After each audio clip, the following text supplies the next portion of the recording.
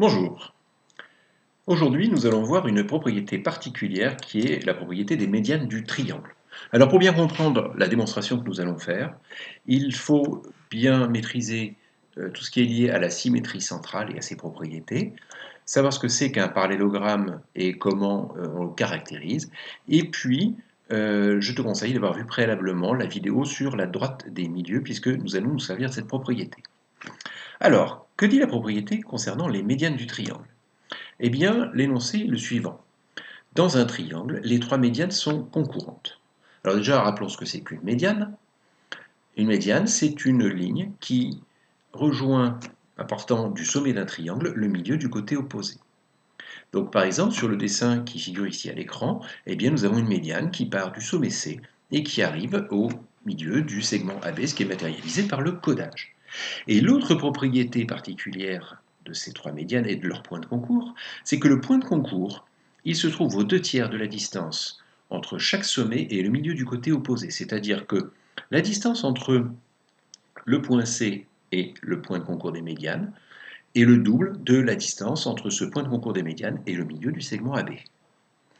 Et dernière chose qui est important de signaler, c'est que le point de concours, c'est le centre de gravité du triangle. Alors, comment est-ce que nous allons montrer que les trois médianes sont concurrentes? Eh bien, déjà, prenons un triangle ABC et nous appelons par exemple J le milieu du côté AC et I le milieu du côté BC. Je vais donc pouvoir tracer deux médianes. La médiane qui joint le point A et le point I, la médiane qui joint le point J et le point B. Ces deux médianes sont forcément séquentes, puisque si elles étaient parallèles, le triangle serait un triangle plat.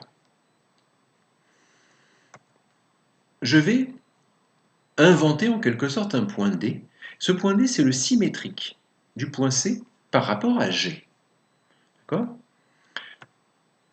Dans ce triangle ACD, eh bien, JG, c'est donc un segment qui joint le milieu du côté AC, J, et G qui est bien le milieu du côté CD, puisque D est le symétrique de C par rapport à G. Donc JG, il est parallèle à AD. Et donc, GB est également parallèle à AD, puisque G, J et B sont alignés. Je vais maintenant regarder exactement de la même façon le triangle BCD. Dans ce triangle BCD, GI, qui est donc la droite des milieux, est parallèle à BD. Et si GI est parallèle à BD, eh bien AG est également parallèle à BD, puisque AG et I sont alignés. Donc je viens de montrer que BG est parallèle à AD et que AG est parallèle à BD. Cela signifie que ADBG est un parallélogramme. Mais du coup, le point K, qui est donc l'intersection des diagonales, c'est le milieu de AB et c'est également le milieu de GD. Or, ce point K, il se situe bien sur la droite CGD.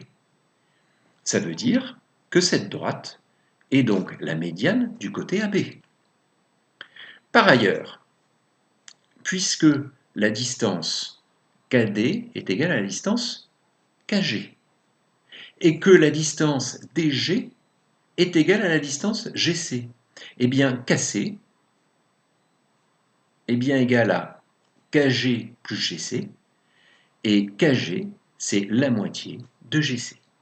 Nous venons donc de démontrer non seulement que le point G est bien le point de concours des trois médianes, mais nous venons également de montrer, pour la médiane CK, que la distance de C à G est le double de la distance de G à K. Bien évidemment, il en va de même pour la distance de A à G, qui est le double de la distance de G à I, et pour la distance de B à G, qui est le double de la distance de G à J, puisque aucune condition particulière n'a été imposée concernant les points C, A et B. Une fois que tu as bien compris cette vidéo, tu peux passer à la construction d'une bissectrice avec un compas et une règle.